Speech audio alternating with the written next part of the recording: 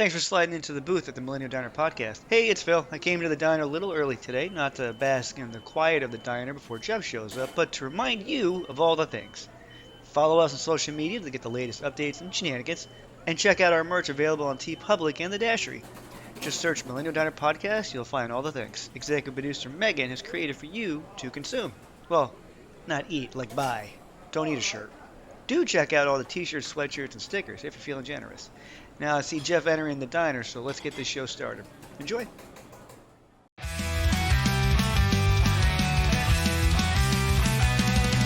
Jeff and Phil, they take the stage. Two voices wise beyond their age. Spin vinyl tales of old punk days. Rock and rebel in caffeinated haze. Welcome to the Millennial Diner podcast. This is Jeff. I'm here at the diner with Phil, as usual. No dragon in sight, unfortunately. No That's dragon okay. this time. That's okay. No dragon, no guest, which means, that's right, this is an episode where we rank the albums of one particular rock and roll band. Like that song, Phil? That was very I appreciate the sing-songiness of that. Well, song, I guess. Yeah. Well, thank you, Phil. Thank you. I'm just, the music is filling my soul right now, you know? The music of who is filling your soul? The music of the punk rock, sometimes ska influenced, mostly punk rock. Mostly punk rock. On occasion, ska influenced. Yeah, band called Rancid. Very important band because they are the first band that I saw who looked like a punk band on MTV. Yeah. This is very true. I remember seeing Tim the first time with the mohawk and Lars with the mohawk, and I was like, "Oh, these guys are legit like punk rockers. They have mohawks and tattoos and the what are those pants called? The really really tight pants. Bondage pants. I feel like that's what that was. Yeah. What the yeah. Yeah, this wasn't baggy jeans and wallet jeans. This was punk. This was they that's their visual style. Like they were like in the age of punk bands getting scooped up by major labels after the Green Day explosion and Dookie. Rancid was also from the same scene, basically. Yep. They were the punky punk band. So it felt like a good band for us to kind of look at their whole entire catalog, which I didn't even realize they had 10 albums at this point. But They do have 10 albums at this point. yeah. Before we get going though, what do you want to order for from Flo? She's been very patiently tapping her foot. Yeah, she has a rancid look on her face. It's yeah. She's like, "Let's go." Oh, there it is. There it is. Yeah, there you go. Well, I'm gonna say out come the wolves because I'm hungry today, and what I want is a tofu scramble, side of vegan chipotle sausage, Ooh. and avocado toast side. I'm hungry like the wolf. Wait, that's Duran Duran. That's okay. That's Duran. Well, now after you eat that, you'll feel indestructible. However, I feel like being a troublemaker, I'm gonna let the dominoes fall and have black coffee with rye toast with a little bit of butter. Well, let's just get into it, Phil, because there's 10 albums, and that's a lot. There are 10 albums. Lot of work. Blah, blah. Woo. You know I've been chatting a lot when I am. Nope. I'm gonna start that over. You know I'm in trouble when I've been chatting a lot and I stumble over my words. I'm gonna start with Troublemaker at the very bottom, which is the 2017 release. Mostly because I never think about this album in the slightest. Yeah. I'm my number 10 is Troublemaker as well. I have probably listened to this album once. I think I went through it one time. One time. Which is sad because when you get down, I'm also a huge Op Ivy fan. And Yeah. Tim and Matt are both from Op Ivy, Yeah. which is why there's always that occasional ska song will pop on. But yeah, Troublemaker, they found their sound. You know it's a Rancid song. Troublemaker just kind of at the bottom. I don't think about it. No, look, nothing against the album It's solid. It's fine. If you know, if you've never heard Rancid before, you could listen to this album and be like, oh, that's what Rancid is. Okay, cool. But it is. Yeah. It's more of the same. It's just, you reach a certain point in your career, it's your ninth album. We get it. It's hard to reinvent the wheel at that late, and no one wants them to reinvent the wheel. Like Rancid fans want Rancid, right? So, Right. um, I agree. And Phil, why is your voice stumbling over your words and things? Have you been recording other podcasts before this one? Um, no, I haven't. I've been singing along to all the Rancid albums, which are sometimes hard to actually sing along to because it sounds very muttery, and I'm just trying to embrace that aesthetic. All right. Well, I'm watching you and making sure you're not recording other podcasts before we come to the diner. I hear you. No, I got you. I You got you. gotta, you gotta, you gotta preserve those pipes, my friend. Do I? Yeah. Okay. Do you Just for want you. to? Do you want to sound like Tim Armstrong? You know, when I have a cold, I do sound like Tim Armstrong. It's just kind of like this horrible, gutturally, mumbly kind of mess that I think actually sounds kind of good. Although I think I sound more like a Tim Armstrong version of Batman is basically what I sound like. Oh, Tim Armstrong is Batman. I always thought of Tim as more of a vigilante sidekick, but we'll get into that later. Number 9 for me Yeah, is Tomorrow Never Comes, their latest album, agreed. Agreed. 2023. Also on Hellcat Epitaph. Hellcat's their label, right? That's a subdivision of That is theirs. That is Tim's. Yes, that is yeah. his label. That's correct. I this one's a little harder than Troublemaker, which is probably why I put it a little higher. But Hmm. once again, I don't even know if I listened to this entire album ever. I actually, it's funny. This album I have a soft spot for because I actually picked up a European version of this in vinyl when I was in Scotland. Oh, cool. All right. So you got a Yeah, it's emotional so resonance of your life to it. I did. I thought it was cool. I got to a Scottish record store in Edinburgh, and the guy behind the counter was the most ornery guy in the entire world, who basically picked apart my entire life because I was American in Edinburgh. But I was like, that's cool. I'm cool with this. Sounds like you have some beef with the Scottish people. Well, I am Irish. I see what it is. If you're from Scotland and you hate Phil, please let him know through the mail. Send letters to New Hampshire. You know who my favorite Scottish person is? Who's your favorite Scottish person? Grant Morrison, Grant Morrison. Good call. legendary comic book writer. That is true. Mine would be David Tennant. He's a close second. David Tennant's amazing. It's just yeah, And then he's Scrooge amazing. McDuck. Of course. Not the other guy. Who is his Scrooge's Flint enemy? Hart, go. You got to Google that. Flint Hart. What is it? Flint. Oh, Flint. You are right on the money with that name. That was right. Now I got to look up the rest of it though, because Well, Flint Hart. You got to look it up. No, I mean, I think about that a lot. I mean, I think about the billionaires today and the oligarchs, and I wonder why couldn't we have a Scrooge McDuck, where they just have enough money to fill a money bin and they go swimming in it. That's all they need.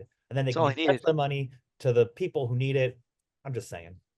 Flintard Glomgold is Glomgold. Yeah. There he is. Glomgold. That was his enemy. Scrooge had his lucky number one dime that the Oh witch yeah, that's right. was always going after because it was lucky. Because it was the first time he ever made. Scrooge McDuck also taught me to work smarter, not harder. This is true.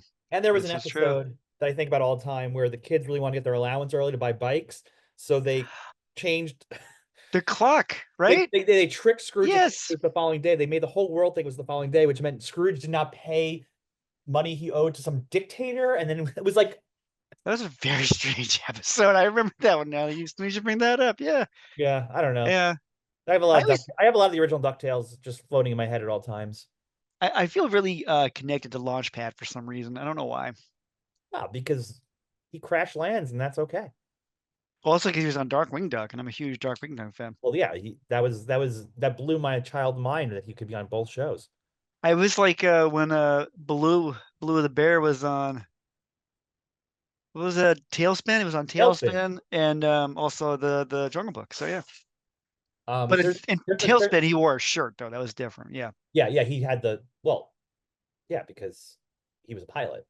I love that show. The setup. It's like, here's a single mom who has a shipping business and she hires this pilot who's a drunk because he goes to a bar where Louis the monkey owns.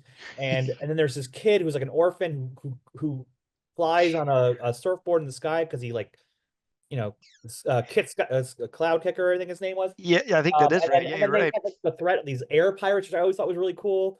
I mean, Tailspin is a trip if you start to That think about that it. show is really out there when you really get down to it. It almost seems like they were like the Disney artist guys had like a board on the wall and they were throwing darts. I'm like, all right, this is gonna be this old movie with planes and they're fighting pirates. I don't know. It's a very Uh, strange show. I'm going to recommend something, and I have no information for you to find it, but I'll tell you about it anyway. There's a Okay. TikTok series, this dude who's like a Gen Z guy, and he like listens to old cartoon uh uh theme songs from the Yeah. cartoons, which were way past before his time. And I got into a whole loop with them where he did the Tailspin song and the DuckTales song. And I gotta tell you, we could do a whole Millennial Diner podcast episode on the Disney afternoon theme songs. They're great. They are great. They're bangers. They're all Chip 'n Dale's bangers. Rescue Rangers, get out of here. It's Dude, awesome. don't even start me with Chip and Dale. It's like up there with Chip and Dale and the Gummy Bears. That was a Oh, great Gummy Bears song. bouncing here and everywhere. I How do you not get excited for a show where that's the start of the show?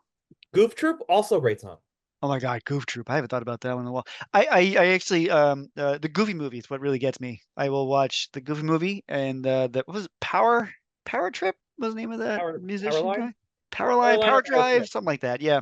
Yeah, Yeah, we have Google. We got to look this up. Power Line or Power Trip? it is Powerline, right? No, it's Power Trip. You were right. I was right. Power Trip. Okay, okay. That movie rules. That movie The does Goofy rule. movie is, Has and I know no and it's beloved by so many people, and I think it's actually having an anniversary this year. Yeah, it 1995. is. It's Yeah, the yeah, 30th anniversary. yeah. There's actually a documentary coming on Disney Plus about it. It is that movie has no business being that good. And yet it is. Phenomenal It film. It's is. a phenomenal, and I'm not a father, but I imagine watching it now as a father, you really, Oh, really understand what Goofy is going through. I don't think I would ever identify in my life being connected to Goofy, but yeah, here we are. Here we are. I've always Also, thought best myself as a animated Don. pizza ever. Like Oh, when yeah. they put pizza in that movie. Hmm. Like all the cheese, it stretched. They knew what they were And doing. when we're done at the diner, I'm gonna go home and watch the Goofy movie. I'm just gonna do it. That was what I'm doing. This is what we're doing. All right, we got 8 more albums to get through, Yeah, and better stop talking about the Disney afternoon. we're going. I mean, that's a whole. You were right. It's an episode all by itself. All right, number 8. Um, that is where I'm going to place Honor Is All We Know. That is my number 8 spot. Again, oh, it's actually the 8th studio album. That's probably why I put it there. Yeah, I'm in the same place. Okay. I mean, this just feels like it's time for Rancid to put out a new album. Here we go.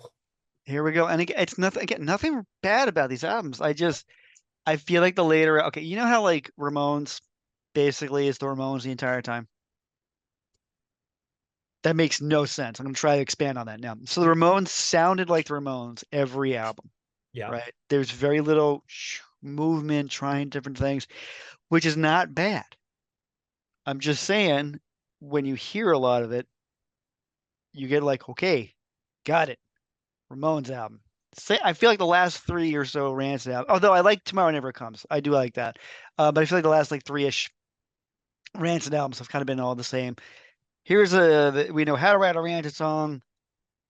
We're going to copy paste that for a couple of them. Again, not bad. I'm not saying they're bad. I'm just saying they're not as good as the others. In my stupid opinion, which is very meaningless to anybody who's listening to this. So, yeah. So, anyway, that's where I put Honor Is All We Know. All right. Well, that's where I have it. And then what number are we on now? 7. 7. Lucky number 7. 7. I'm going Let the Dominoes Fall. Okay. 2009's album. There it is. Yep. Yep. Yeah. I mean, again, it was a little more ska, reggae, pop punk. I mean, Yes. I would have rather a new Transplants album, That's where I was at. I get that. I get that. I don't have Dominoes there. I got a little higher. But I do see what you're saying with that one. I get behind that. No, number 7 for myself. That's where I put Rancid number 5, or the second self-titled Rancid album, the one that came out in 2000. The Skull cover album. The Skull cover album. Yes, sir. Yeah. Yeah. Yep. Yep. Yep. Again, I love a lot of it. In particular, I feel like he got really kind of political on this album, which I don't That's not a real thing Rancid does. Usually Rancid just more about like what's happening. I feel like more in the community, not really so much in the politics of things, which I do like and appreciate considering it is the year 2000 when this comes out. Mhm. There's a lot of stuff going on in the world. Uh, Particularly some voting was happening around that time frame. Hanging For Chads. yeah, hanging chads. They God, maybe I hate. got the band name Hanging Chads. I have no idea if anybody's named Hanging Chads, but that's a fantastic band name. Yeah. And I It don't would, mean them hanging by like a noose. I mean them hanging like on a porch somewhere, a bunch of Chads yeah. hanging. Oh, that's even different. I can see the cover right now. It's just a bunch of what are the Chad, those basically finance bros, just kind of Yeah, yeah. Bunch of hanging Chads, out on the porch. hanging Yeah, Chads. yeah. Yeah. Yeah. But anyway, that's where I have Rancid number five or Well, 2000 or Rancid 2000 or whatever you want to call it. well, that's not right. So I'm sorry, Phil. You've lost the game. But that's okay. That's okay. I'll go hang out with the Chads. Yeah. Uh, You're now a Chad. Uh for what do you have me, at number six? Yeah, number six. mine is Life Won't Wait. That one, while it's like, I think I think it peaked at number 35 in the Billboard. It was like pretty the highest they ever got to. It was high, yes, sir. I just, and I know this one really pushed into the ska reggae stuff, and which is the complete opposite spectrum of the album you just said. Yes, it is. It's the Yeah, opposite when they go 1, 2, right? This is the album right before the one I just did. Yeah, yeah. So we'll get into it. I feel like one of the albums we'll talk about later from 95 for 30 years ago. It's probably high on our list. But after that, it felt like that album was kind of a mix of all this. And then they kind of go into this was the more ska ska reggae album. one. Yep, And then 2000s Skull Cover Rancid album is the more hardcore one. yep. I have Life here, and then number six as well. Yep, Life won't wait. It's the Scotch kind of thing, which I appreciate. I guess going for the kind of Op Ivy sound ish on this one, and then I also love the cover. I think it's the first time you get that weird Rancid skull thing as logo. I think at this Oh, yeah, point. yeah. And then yeah, Domino, and then Rancid skull cover by itself is the more hardcore one, which I appreciate. So, but that's where I'm at. Number five. All right, we're in the top five. We made it halfway through Are we this. in the top five? Yeah. Did I do number? I did number six is Life. Life won't wait, as did you. So let me recap really quick because there's a lot. So here we go. Jeff, you said number 10 through 6 would be Troublemaker. Mhm. Tomorrow Never Comes. Honor's All We Know. Dominoes and Life Won't Wait. Yeah, okay. I said also Troublemaker. Also Tomorrow Never Comes. Also Honor's All We Know. But then we divide here, and I say Rancid 5, Rancid Self-Titled number 2, Rancid Skullface, whatever thing, and then Life Won't Wait. So now we're in the top five. All right. In that case, for me, my next one is the debut album, Rancid. Debut round. Yep. First one. Okay. Self-titled, 1993, Epitaph. Yep. When it was a three-piece. Yeah. Uh Streetcore, hardcore punk. I mean, it's raw. It's really raw. It's great. I like it. I got it after I'd gotten a few other Rancid albums, and Mhm. you know, just never connected with me like the other ones did for whatever reason. I get behind that. I get behind that. Um, I actually don't have it the next one though. Number five for me is Let the Dominoes Fall. Um, I like this one because I feel like I really actually kind of connected with this one. I think East Bay Night is among their best opening tracks. Mhm. Um, the last one to die, I feel like is one of those like really pro punk songs where like, hey man, we've been here forever. Because at this point, Tim has been in the this is what 2009 was when this one came out, and at that point, Tim's been doing since Top Ivy was 89, so it's been 20 years, right, of basically them playing shows. So I put Dominoes there, just uh, a highlight in the back end of their catalog. How about that? I feel that. I feel that. This one and the next one are kind of neck and neck for me. So Yeah, okay, depending okay. on the day. So my next one is the 2000 Rancid. I just love how heavy and hard that one is. It's great. It's so aggressive. Which is funny because I just said the first album is less like it, but I think they're better now. They're they're a more better fine band tuned. now. Yes, Yeah, yes. and this is a later album for this is what their fifth album, fourth Fifth album. album. That's the Yeah, fifth album. Yep, yep. yeah. So I just think that they were tighter. I just like this one better. If I'm gonna go for a more hardcore style Rancid, this is the one I Yeah, like more. yeah. No, I agree. I can see it. I can definitely see that. Number four, it's actually where I put, ironically, the Rancid self-title, the first one, three piece. I like it because it's Rancid kind of figuring themselves out. Again, they're just three piece. Lars isn't in the band just yet. I think he comes in during the touring part of it or toward the end. But there's something very, I don't know. It's gonna sound weird to say innocent about the first album, but I feel like that some the Yeah, kind of naivety about the first one that they're kind of figuring out. It's the first time they're going post-op Ivy and they're working, trying out something different. I just love Matt Freeman's bass lines in this yeah. one. Um, Again, I don't think we say it enough, but Matt Freeman is probably one of the greatest punk bassists that have ever existed.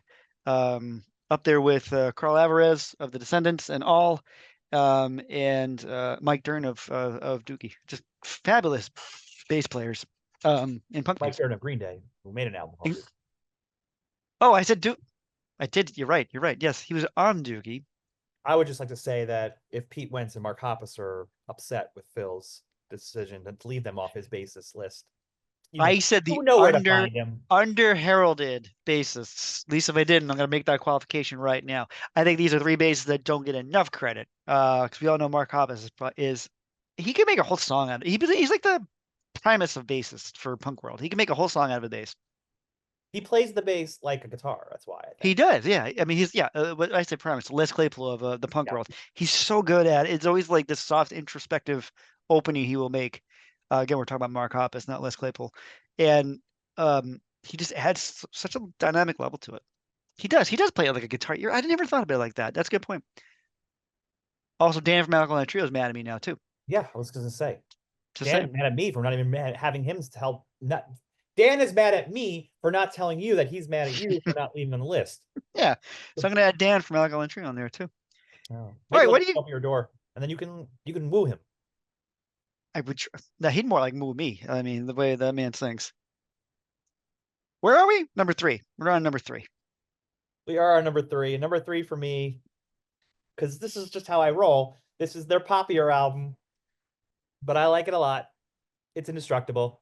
Indestructible number. That is exactly where Indestructible needs to be. It's number three. I remember, I remember Punks being pissed because Good Charlotte was in the video with them and Yeah. for Can't Back Down, and I forget who. There was a couple of bands in there, wasn't it? And it was just it was Osborne girl, the daughter. Kelly Osbourne. Kelly Osborne was in, like, yeah, I remember all my. Yeah. I like this. I love this one. I especially love this is just after Joseph Strummer died, who they were very close with, and Hmm. he's memorialized on this album. I just love the idea of into being indestructible. Like music will live forever. It's kind of like that refrain I think in that song, and it's just Yeah. it's just it's a solid. It's look, Rancid is Rancid. They all to the average listener, they're all going to probably sound the same. Maybe a little Yeah. harder, maybe a Yeah. little more reggae influence, but this one it feels like a nice mix of it all, and it's a little Yes. bit more accessible. It is accessible. It is. This was their on. It was Hellcat, but it's the Warner Brothers drop. Yeah, Although Gerwitz does again return as a producer. I think he produced almost all of them. But yeah, it's like Fall Back Down is there's some hits on here, yeah. like legit hits. Between Fall Back Down, Red Hot Moon. I love a song about Travis Bickle, Oh yeah, from Taxi Driver. Taxi Driver. I mean, yeah, number three is definitely where this album belongs. 100% agree with you on that. All I right, we're got. down to the final two. I think we're down to the final two, and if I'm looking at what we got left, I think we're basically we're right on with each other right here. So what do you have in number two, sir? I mean, it's interesting. I honestly don't know where you're going to go with these two. I don't know. Good. We're down to so folks at home. We're down to Let's Go and Out Come the Wolves. Those are Yeah, the we're last talking two. 1994's Let's Yeah, Go, and Out Come the Wolves was 95. Um, you know, I think it's for me too is Let's Go. yeah, I agree. I agree. I love Salvation. I love Nihilism. I have already referred to it. Vigilante Sidekick is one of my favorite Rancid songs. Oh my God, it's so good. Yes, it Also, is. also, this is important, and this is a test to see if our friends listen to this podcast or not. But we have a friend who are twin brothers named Devin and Doug, and Doug. So, or in the early days of either Twitter or Facebook, I can't remember which one. Maybe it was Facebook. Uh, I started following Mr. Met for Okay. his status updates and Yeah. his tweets. Like I said, like my memory's foggy of which platform it was on, but it was like the early days of this. And one day, Mr. Met said, "I had a dream I was a vigilante sidekick," and I said, "Doug is behind this. Doug is Mr. Met," and I was right. Are you real? Yeah, because he would often just post that lyric, Yeah. Yeah. and then I saw Mr. Met do it, and it was like that. It was like the end of Usual Suspects for me. I just like dropped my coffee mug, and I realized Doug was masquerading as Mr. Met on the internet, and That I was right. And I think is eventually he was forced to stop being Mr. Met. that's hilarious. That is absolutely hilarious. No, Let's Go, I think is a solid number two. It's the first time I came across Rancid because I was like, oh, Salvation. I like the video where they're driving around kind of like the mopeds, right? And it's Yep. with all these like ridiculous side mirrors and there's all this stuff going on with it. Nihilism is a fantastic song. Um, then you get into time out. My daughter's like, "Hey, you almost done with the podcast? I bet it's snack time, and she wants some help with that." I'm just gonna say, "Yep, I'm almost done. Don't worry." Nihilism is an amazing opening track. I like Radio because Billy Joe's on there. Just sick album, just sick album. But it's number two. It's number two. Yeah, and it's again with Rancid, it's like you get kind of like these two sides of them, right? Yeah. It's the catchy, melodic, kind of hardcore punk, East Bay punk that they do, and that's what this album is. Like this is like the Yes. punk. If I'm gonna like, oh, what's their more pure punk album? It's Let's Go. My number one, however, is where all the elements come together, everything work. It's the album that is probably the I think it's their biggest album. It's the one Biggest with the album. most hits. It is what I think of when I think of Rancid. I think of this album cover, and it's just like I hear it. I hear the music on That the album cover. that album. So, Out Come the Wolves. The album cover is such an iconic piece of art, right? It's up there with like the Minor Threat cover, right? We're all sitting on the porch again, the hanging chads hanging on the porch. But this is Tim with his mohawk, looking down on they look like concrete steps. Like it does not look comfortable wherever he's No, it sitting. does not. But man, is this a cool album cover? Whew. I remember looking at it going, and it really the black and white really sets off the red of Rancid and all that. Rancid red on top, him in black and white, negative coloring and of him Yeah, head down, his mohawk. Yeah. it's almost like if it was in 3D, the Mohawk be like stabbing you at that point. And then can we talk about Maxwell Murder as an opener and the Whatever. ridiculous bass line that Matt Freeman throws down in the middle of the song? You're like, what is this ridiculousness? Man, is that good? Okay, Yeah, just I you're agree. right. No, no, what you said, where this album is the culmination of everything that works, all in one album. Yep. Oops, sorry. You playing music on me? What are you doing? I just played Maxwell Murder. Maxwell Murder is so good. It's such a good start of the song. I feel like this album just doesn't let up Yeah, no, ever. it's and it also, I mean, th I discovered this band because of Ruby Soho. Like Yeah, that is, right, right. and it's such a it's a classic. It's a banger. It's such a good song. Uh, the name on the marquee and there's if you're ever on Long Island, there's a fantastic bar restaurant called Ruby Soho's. That's a taquiera. That's a very, very punk leaning, Very punk leaning. scene leaning. If you're ever there, highly recommend. Great vegan crunch wraps. If you're not at the diner, go to Ruby I Soho. I was very jealous looking at that crunch wrap, and when Jeff got it, I was like, wow, that looks pretty tasty. But I Yeah. gotta stick I gotta stick to the rye toast and coffee. Don't worry. Yeah, it was weird. They didn't have that on the menu, and he forced them to run out to a diner and get it for him. They were very kind by doing that. They were. But yeah, no, this one, A Time Bomb, is one of the greats of this band. I mean, it's It's not the every band, not culmination. every sorry, Go not ahead. every band has an album like this, but like I could say, if you listen to one Rancid album and you want the full Rancid experience, you listen to Out Come the Wolves. 100%. 100%. It's the right it's almost 50 minutes. It's like 19, 20 songs. It's like, you know me, when I get like punk albums, I want a lot of songs because they're generally very short. But this has the right amount of songs, has the right vibe. It definitely I don't think if you like if I'm going to think of like a 95 punk album, like this is like the masterpiece work, honestly, of that year. And I'm a huge Green Day Insomniac fan, which also came out in '95. Um, but I feel like you could learn how to make an album, a punk album in the '90s by listening to this album. Like you can. It has everything you need. It's got because they somehow pull off hit songs, which is funny because Rancid's such a punk band, right? They had the Right. mohawks and the spikes on everything, and they had this really fuck you attitude all the time. But yet they wrote like these like pop tunes. They're Like pop. Yeah, I they're very you pop. I still hear Ruby Soho on like pop stations. Yeah. I listen to an adult alternative station here, the River 92.5 The River here up in New England. They will play Ruby Soho. Yeah, because that's dad It's rock. just that it is dad rock. Unfortunately, it's dad rock. But yes, it is. Granddad rock at this point. Oh, don't say that. That makes me feel very old. Well, we're not there yet. No, sir. Thankfully. Whew. No, it's this is I mean, this is where they really all came together. These are fantastic written songs. It's the whole album's a vibe.